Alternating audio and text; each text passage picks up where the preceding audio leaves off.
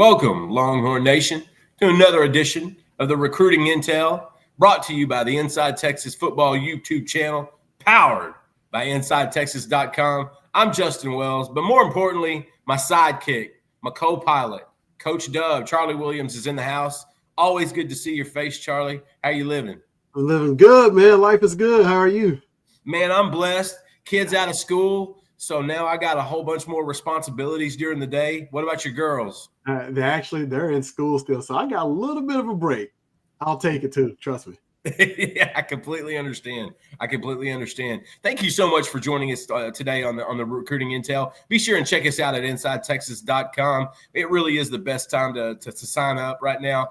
The end of May, we got SEC spring meetings. Joe Cook is on scene in Destin. We're nailing it out on the recruiting side just because official visit season is right around the corner. For a lot of kids, it starts this weekend. We want to kind of talk about that a little bit. We're going to talk about the impact LaAllan Clark's been making. That's the new edge coach they brought over from Ohio State, and he has made an impression. Handful of guys that I saw on the road. I went road tripping late last week to Mississippi, Alabama, and Louisiana, and we'll talk about a few of those guys. And then we're going to finish up with a little bit of stuff that you've got warming up. I've got something coming up as soon as the show's over. You got something coming up, some good stuff that I want to talk about with 2026 O-linemen that I know Texas fans want to know about. But let's start with LaAllan Clark. You know, Charlie, it seems like he is a recruiter's recruiter. Yeah. This is a guy that, you know, all these guys in some sense have a talent at building relationships and developing these kids. Some of them are a little bit more advanced. Some of them use a little bit more energy, enthusiasm, whatever you call it. Whatever LaAllan Clark is selling, people are buying. Yeah. They love this guy's energy. They love his direction and the way he handles himself and how he promotes the University of Texas. And, you know, from your little bit interaction there and what you can tell from recruits you're talking to, how is LaAllan Clark making this impact so soon? Yeah, he's authentic. He's real. He's talking to you without the logo. You don't see the logo when you see LaAllan Clark. Now, we know he coaches for University of Texas, right, which has a great brand, great recognition. But they see Coach LaAllan Clark without him being the actual coach, right? They see him as a true person that they can relate to, not just the players, other coaches, especially in DFW area, the parents too. They feel like they can just relate to this guy, buy it. He feels like family when he comes to talk to these kids and these families. And so he's just hitting it off from the start because he's real about building real relationships. And we spell it REAL relationships, right? That's what he does best. But he's just a genuine guy. He's not just selling football. He's selling life. He's selling real life because he's lived it. He's played, he's coaching, he's developed guys. So he can talk about his track record, his resume, but he's authentic when he does it. He's just not selling a kid on a dream and a hope. He's talking real life stuff, and they can just relate to it. You know, I remember defensive lineman transfer Hero Canoe when he came into Austin. One of his first tweets when Clark was hired was, you know, you stole one. That guy's going to do it. That guy's going to get it done. And so far, I talk to edge guys all the time. It's not just edge guys. Coach Clark is helping with a lot of those guys in the southeastern region. That's kind of his background, so to speak. And he's just been big on building those guys out. And everywhere I go, he's mentioned. And it seems like he's having that big impact. You got to think PK loves it too, because PK doesn't have to be on the road as much. When you got Coach Clark beating the streets, PK can hang back in the crib and kind of do and get everything organized in the ATX. Now it's refreshing. But you know what else? I think he has something to sell, and it's the edge position at Texas. It's that room. When you look at that room, you know, when I talked to some of the guys last week, some of the players, when they saw the scrimmages, that's what they're talking about. Colin Simmons and Ethan Burke and Zena Umeozulu and Trey Moore, like these are guys that are all getting mentioned. And so he has something backing him up. Texas may have one of the best edge rooms in the country, you know, coming in this year. That's got to help when you're like, hey, let's turn on the tape and you see Colin Simmons flashing off the edge. Yeah, no, definitely. That's a great selling point. Look, and I know for a fact they're bringing up film. I know we had a couple guys go on campus and visit. You talk about Landon Barnes. What tape were they showing?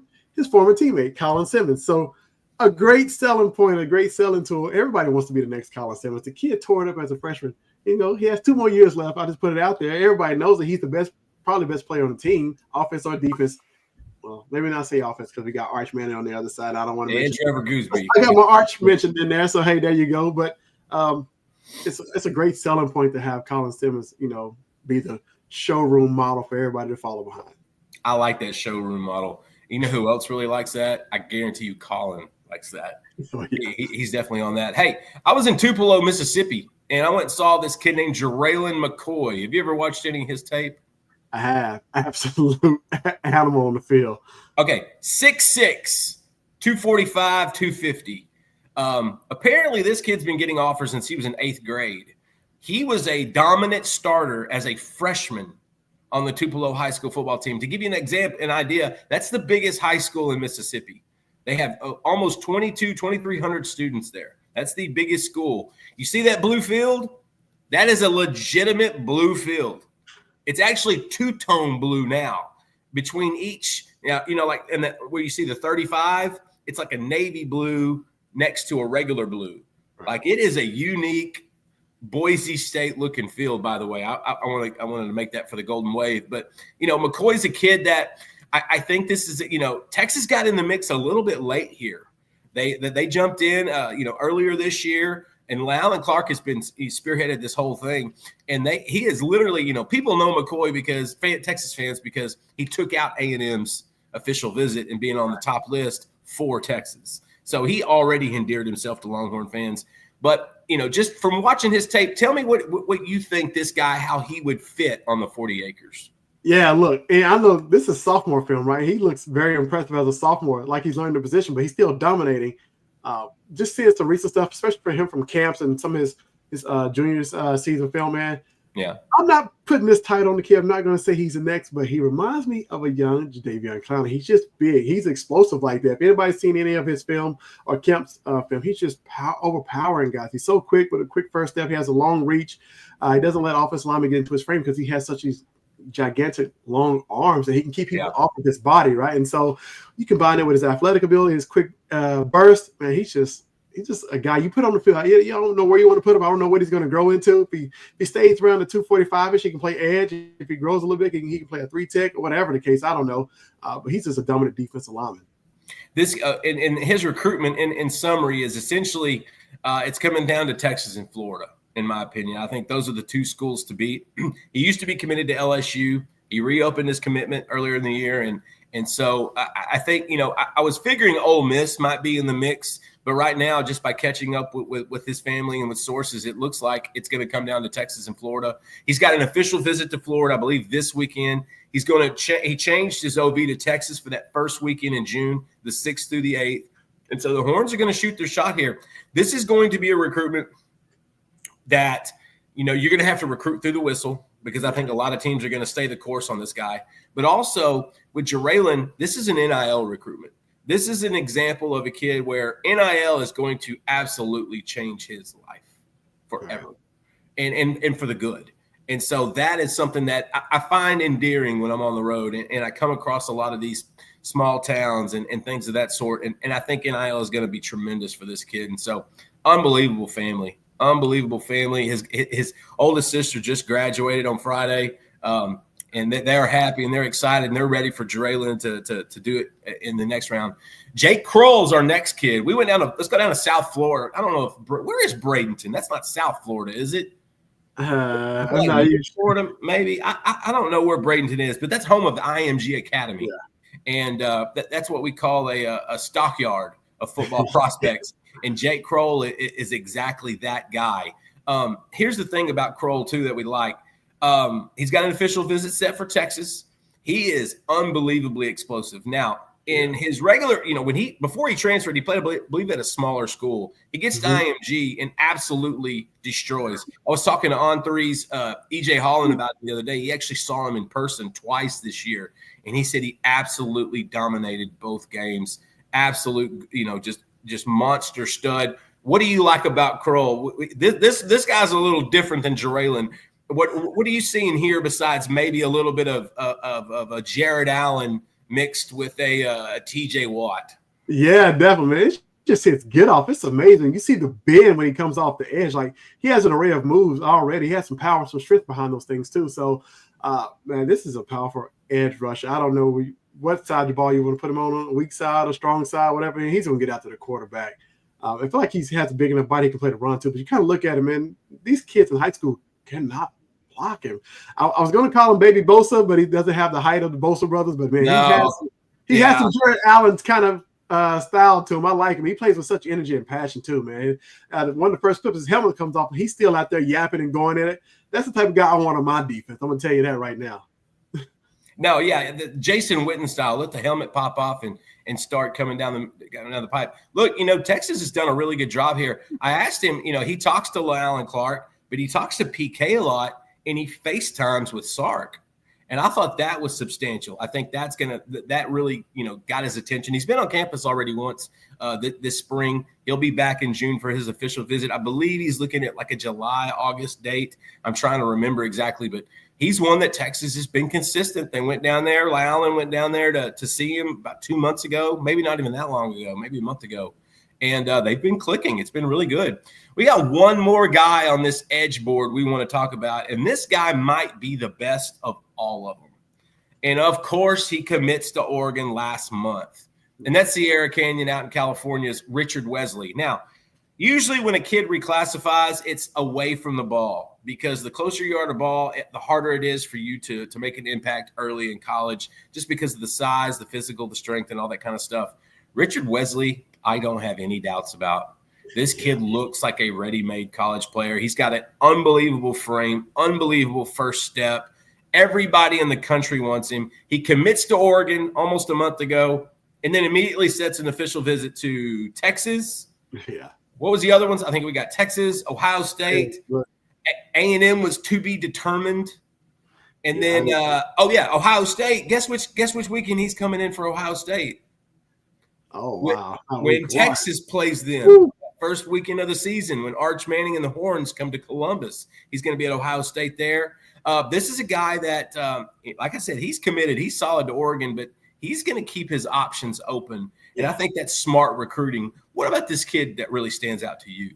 Yeah, I know he looks more like a buck to me. He has a bigger frame. I think he'll probably carry more weight in college, but, man, he's a phenomenal player off the edge. You see just his get off, kind of like when he got ready to jump in the pool when he committed. But, man, he comes off low, good pad level, plays the run very well, too. I mean, he gets into the offensive lineman shocks and shares the block pretty well. Look at him, a little array of moves there, a little push-pull, rip pull through move. Like, he has an array of moves for a young guy. So it's good. He's being coached up. Yeah, you can tell he's developed for a young guy. Well, reclassified now. So, man, I like him a lot, man. I think he can be a dominant force playing against the run. He can play all three downs, right? But I see him more as a buck, kind of play that strong side where Ethan Burke plays because he has some height. Okay. I feel like he'll carry more weight at the next level than the previous guys we've shown. Oh, look at that. If I'm the quarterback, oh, my God. Yeah, all these guys are outstanding, and Texas is only going to – at this stage, they're only looking for the best of the best.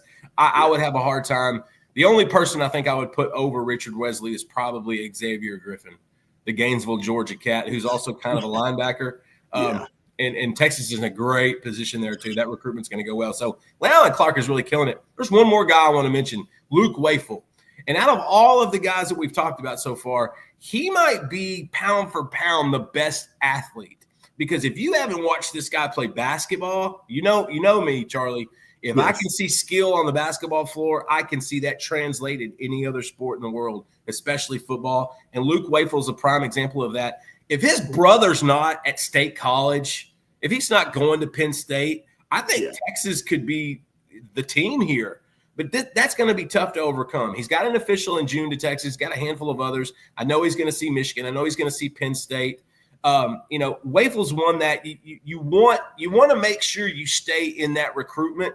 Yes. Because you want to build the relationship. You don't know where these coaches are going to be year to year. You don't know if he'll hit the portal, similar to his brother who was at Michigan last year. You always want to keep those lines of communication open. And Luke Wafel is a bad dude. Like Texas, if they can get a couple of these edge guys that we've talked about in this cycle, they will be cooking with grease. I absolutely love that. And so Wafel's a guy that they're going to stay in touch with him. They're going to keep that relationship going. I just think it's going to be tough to top Penn State. And I think he even mentioned, don't necessarily want to have to play with his brother, but a lot of times those guys do kind of match up and do that. Right, real quick, we need to pay the bills before we talk a little bit more. We got some more stuff to talk about, including defensive line and coaches on the road. But let's go to our boy Joe Cook with the Roback. There's only one way to describe Roback: best fit, best feel. For those who aren't familiar with Roback, they are completely changing the game with their incredibly comfortable activewear. Roback has released so many items within their new licensed game day collection, and it's our favorite. With novel polo designs and clean hoodie and Q-zip designs from some of your favorite schools like Texas, it's definitely worth checking out. Nobody else on the market is pairing these level of custom designs with this quality of activewear. Roback's everyday shorts or their Delta Performance pants are the perfect pairing as well. Both are super comfortable, have an elastic waistband, and great fabric that's made to have the appearance of a nice short look, but the comfort for a day on the move. Roback has also been proudly leading the NIL charge, having signed partnerships with multiple college football stars like Quinn Ewers. They are becoming the go-to brand for college athletes across the country. Use the code TEXAS20 on Roback.com for a generous 20% off for all new customers through the end of this week. That's RHOBACK.com and 20% off all performance polos, shorts, and more with Texas20. Guys, I know they're not cheap, but I'm telling you right now, those Roback hoodies are unbelievable. I absolutely love them. I grabbed a couple of them. Those things are so comfortable. You got to get you one of those, man. They are. And use the promo code because, like I said, they're not cheap, but that promo code certainly helps. It takes a good little chunk off that price, and I think they're worth it. All right, let's shift a little bit to the defensive line, a little bit closer to the ball a little bit. I was also in Birmingham, Alabama last week, hanging out with a kid named Vodney Cleveland. 6'3" and a half, about 6'3", he said, 320 pounds. Yeah, quiet monster. Yeah. I talked to teachers, I talked to coaches, I talked to the principal, I talked to the counselor. They all said the same thing. This kid gets it. He's so smart. He's so quiet. He does his job. He's a great classmate. He's a great teammate. He's got great parents, a great support system. He's got some football genes in his family. Uncle Don Page played edge for Auburn in the late 90s, early 2000s. Just a really – and once you talk to him, he's kind of soft-spoken. He doesn't say a whole lot. But then you turn on the tape, Charlie, and it's my Lord. He's just eating up people. Now, this is a former Alabama commit. This is a kid, if Nick Saban is still the coach in Tuscaloosa, he's going to Alabama. That's just the way this is. But he actually committed to Kalen DeBoer soon after he got the job. And then he, talked to his parents about it and decided to reopen his recruitment because he wanted to look around a little bit more. He wanted just to see what other schools had to offer. He thought he may have did it a little bit too early just by sitting here and checking out some of his clips. What do you see? Yeah. That play. What do you see in Vodney, and why is it that Kenny Baker has made him such a priority? I see a straight dominant. You can put him at the 0, you can put him at the 1 tech, but he has some twitch to him for a guy his size, actually. His get off, man, he has so much power and strength. But you look how he just defeats the blocker there. It's just insane. It's nothing he really can't do, honestly. I don't know how much bigger he gets. Like he's almost got a filled out frame even in high school. He looks like a grown man, but yeah, he's definitely just a baller. You put in the middle, he can take on double teams, hold the point of attack. He can play all 3 downs. He can get out to the quarterback too. As we see him rush the passer here a few times, right? Look at him, kind of stay low. Does a lot of offensive linemen kind of get into his legs and chop him and still makes a play. Like you don't see that at the high school level that much. You can preach it till you blue in the face. Most kids won't get it, but he already understands leverage, and I love the way he plays. He has the motor too. You see him multiple times just chasing guys with the ball from the backside. Man, he just gets after it. You cannot account for a big guy with a motor like he has. Yeah, and again, I got to double down, man. He was such a joy to hang out with. We got a lot of one-on. I bet we did a full 20-minute interview. And usually when we talk to him, we don't usually go that long, but it was just an enjoyable conversation. He's very engaging, and he completely understands the scope of the recruiting landscape. But most people want to know, where's he going? That's the big question. And I got to tell you, I think Texas looks really good today. I think Kenny Baker, who's already been to Birmingham twice, maybe even 3 times to see him, he's definitely a priority. Baker was there the day before I actually arrived at Parker High School. The Horns are squarely in this one. He's going to be at Texas on July 13th to the 15th. There's official visit. But the school that I think Texas is going to have to fight off is the same school they're going to have to fight off for Jarraylen McCoy. That's the Florida Gators. Billy Napier and that crew is doing a great job with this recruitment. They have really – and they got a little bit more of a head start. Remember, Texas didn't really jump into this thing since around January. Yeah. Florida had been in it way before then, and so they kind of had a little bit of a head start. He's going to Florida this weekend for an official visit. And again, here's something else to know. Vodney Cleveland and Jarraylen McCoy talk pretty often.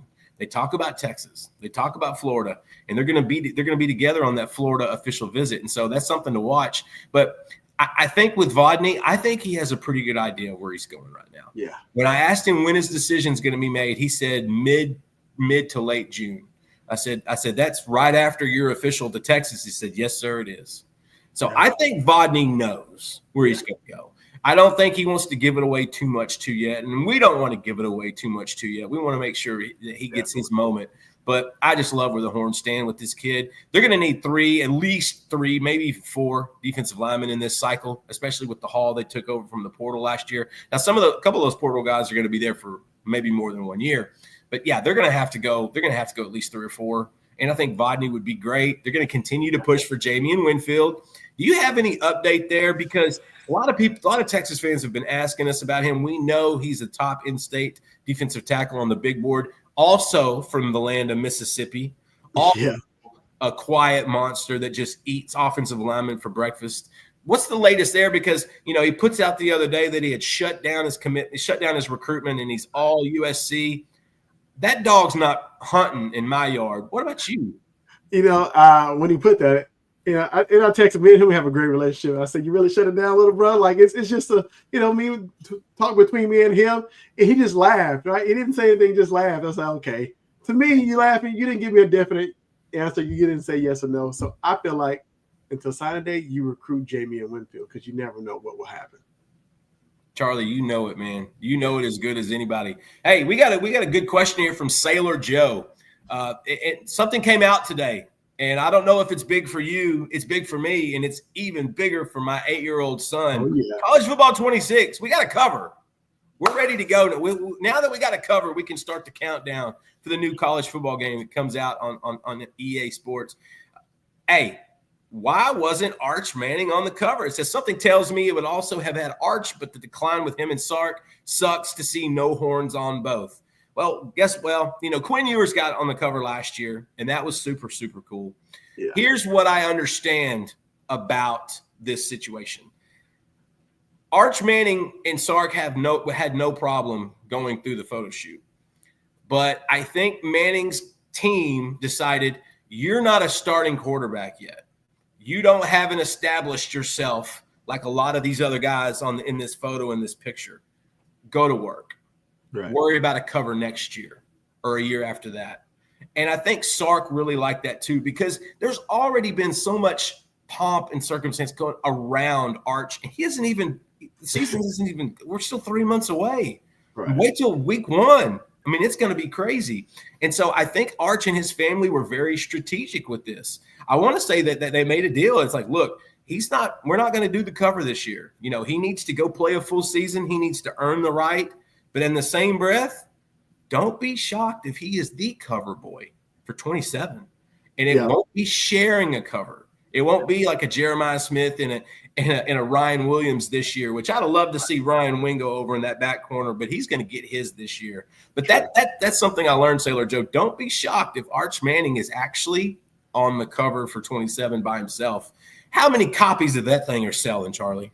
A ton. You can have the Hall of Fame edition, the regular edition. Arch by itself, he had a Hall of Fame edition with, I don't know if everybody saw the photo. We got Arch, Peyton, and Eli kind of all blended together. They're all in the quarterback, like getting ready to throw the ball. Put Arch in front of them, have all 4 in the Hall of Fame edition, right? All get ready to throw the ball. Like, I don't know.